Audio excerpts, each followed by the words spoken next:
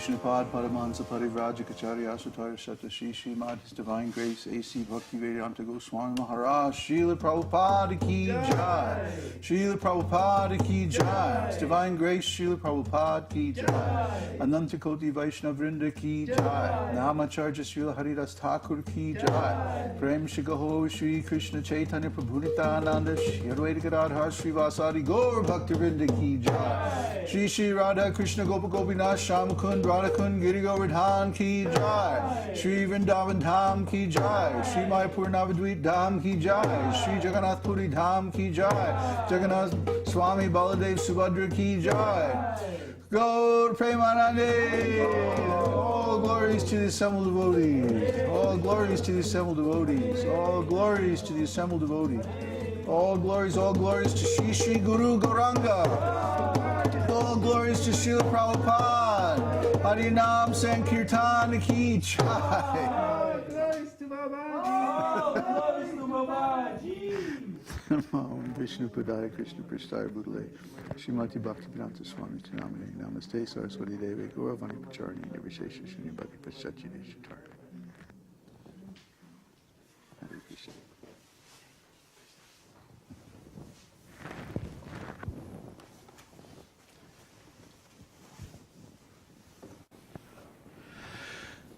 So it's our last day in Pukong.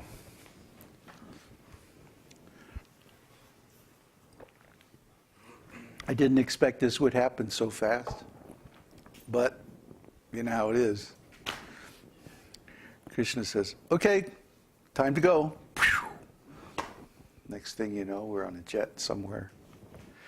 Well, we have plenty of practice now. Packing up and going places. Lots of practice. So, you know, we should be okay going to India.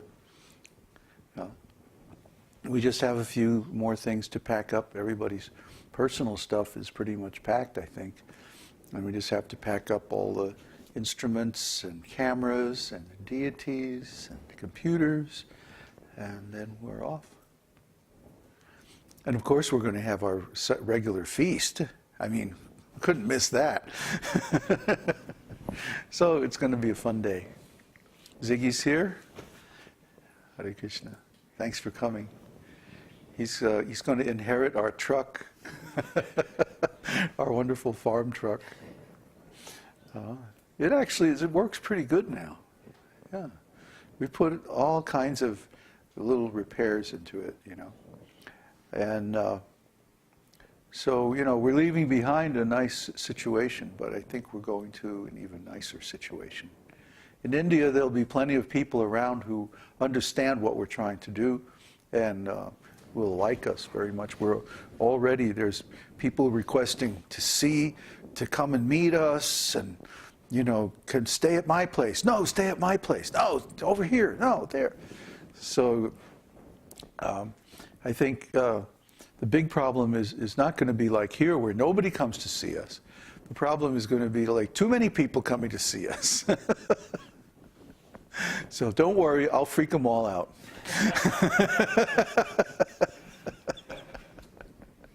The thing is, people who have no spiritual knowledge, or very little spiritual knowledge, they try to evaluate our presence or our position or our spiritual status. And that's really, it's impossible to do. I mean, it's really hard to do even if you have quite a bit of spiritual knowledge.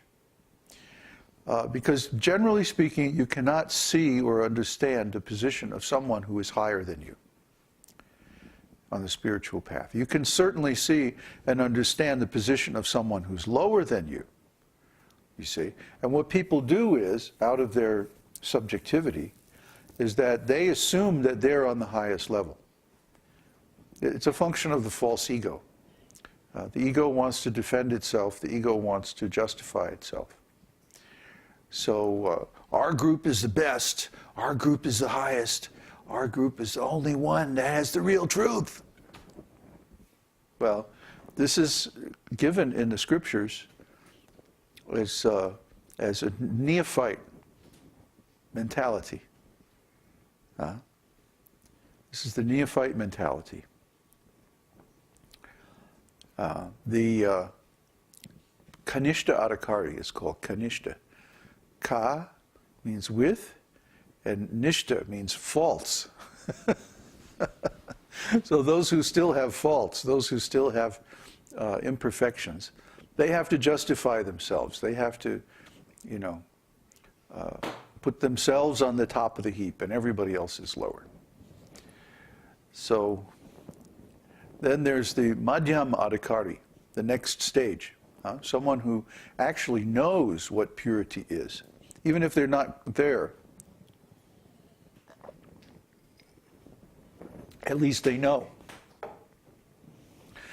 And they realize that every living entity is a pure spirit soul.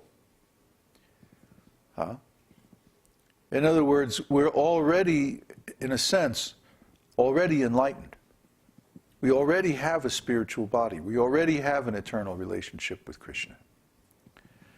We already have pure spiritual consciousness. It's just that for most of us in this world anyway, our consciousness, our pure spiritual consciousness is directed towards matter and identified with matter. This piece of meat, this body.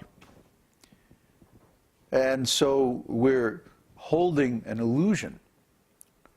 The illusion is that I am this body, I am this mind, I am this existence, this material existence, which cannot be. It can't be because the soul is eternal, and this body and everything connected with this body is temporary. So how can it be that this is me when it comes into existence at a certain time and lasts for a little while and then it goes away? It's not possible. Krishna says, never was there a time when I did not exist, nor you, nor all these kings. Nor in the future will there ever be a time when you will not exist, when we will not exist. So Krishna, the Supreme Lord, source of everything, and all the living entities, all exist eternally. That means without beginning and without end. Then, because we wanted to be separate from Krishna, we wanted to try to imitate Krishna, we want to try to enjoy. He's actually the enjoyer. He's the supreme enjoyer. We're just subordinates. We're just servants of his. But if we want to imitate him, then we come here to this material world and we try to enjoy. So we imitate Krishna. We can't be Krishna, but at least we can try to imitate him. Even though, and it's amazing, there's so many indications that this is wrong, that this is false. If we were really the enjoyers, how come we're suffering? How come we get diseases? How come we get old? How come we have days when we're sad and depressed? How come we have reverses in life? Why don't we just accomplish everything we set out to do? Huh? Why aren't we all successful and all-knowing? Huh? Because we're not the enjoyers. We're not the supreme. We're not God. We're just a tiny spark of spiritual energy emanating from God. A tiny, tiny particle of pure consciousness, like a photon of light coming from the sun. And that's all we are. So given that we're tiny and we're atomic and we're fragmentary, how can we claim the right to enjoy God's property? But that's exactly what modern materialistic society has done. They say we can dig up the earth and take the coal and take the oil and take the minerals